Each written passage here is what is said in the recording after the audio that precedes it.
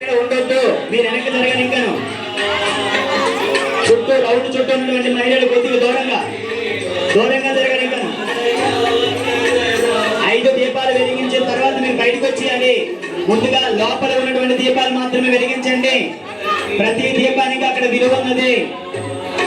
దీపం నుంచి వెలిగించడమే కాదు, బయట సర్కిల్లో కూడా దీపమే. అవి కూడా మన 516 దీపాలు, అవి కూడా భాగమే.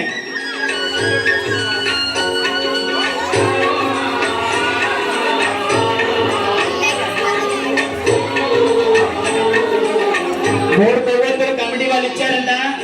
లోపల 7 ఉన్నారు కాబట్టి ఖాళీగా ఉన్నటువంటి వాళ్ళు వచ్చేయండి. కొవ్వొత్తులు దీపాలు వచ్చి కొవ్వొత్తి చేతులు ఏమో బయటకు వచ్చేయండి, మరి మీకు ఇస్తాము. ఎంత కష్టపడి డిజైన్ చేసాం దాన్ని. దయచేసి జాగ్రత్తగా పాల్గొండి, సేపు జాగ్రత్తగా చూసుకోండి. దీపం వెలిగించిన వాళ్ళు, 5 దీపాలు వెలిగించిన వాళ్ళు వెనక్కి వచ్చి గణేశ మండపం దగ్గర 5 నిమిషాల పాటు కళ్ళు మూసుకొని ఆ గణేష్ యొక్క ప్రార్థన చేసుకొని ఆయన ప్రభుత్వ అగ్గి పుల్లతో ముట్టించద్దు తెలుస్తుంది. కార్యక్రమం భక్తి శ్రద్ధలతో మనం చేయాల్సిన కార్యక్రమం. వినాయకుడికి ఎంతో ఇష్టమైనటువంటి గరిక పూజ కార్యక్రమం రేపు ఇదే టైంకి సాయంత్రం 7 గంటల ప్రాంతం నుంచి 9 గంటల వరకు మన శ్రీని పంతులు గారి ఆధ్వర్యంలో నిర్వహించడం జరుగుతుంది. కాబట్టి అందరూ భక్తులు అందరూ కూడా దయచేసి అయిపోయిన వాళ్ళందరూ బయటకు వచ్చేయండి.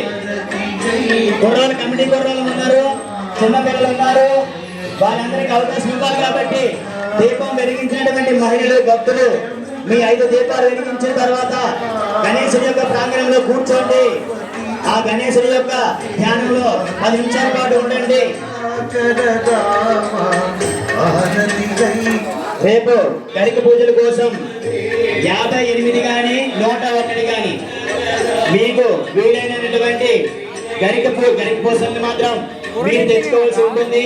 రేపు సాయంత్రం 7 గంటల నుంచి 9 గంటల వరకు ఈ ప్రోగ్రాం జరుగుతుంది. కాబట్టి ఎంతమంది ఉన్న వాళ్ళతో ఈ కార్యక్రమం నిర్వహిస్తాం.